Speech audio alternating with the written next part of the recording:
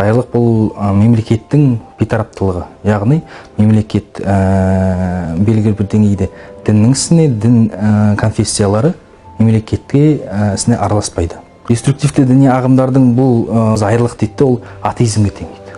Асылында олай емес. Деструктивті діни ағым болсын, радикалды экстремистік ұйымдар болсын, бұлардың басты идеясы халифат құру, болмаса жаңағыдай шариғи бір мемлекет құру емес. Оның басты идеялары, мақсаттары конституциялық құрылымды жою. Бұл дегеніміз мемлекеттің тұтас өнер мен ғылым білімнің жойылып кетуі. Яғни қай жерде білім бар, қай жерде өнер білім бар, ол жерде мемлекет дамиды. Ал мемлекеттің дамуы ол бірінші кезекте толерантты ұрпақтың қалыптасуы. Яғни әрқайсысын әр адамның өзіне тыныш ортада өмір сүруі.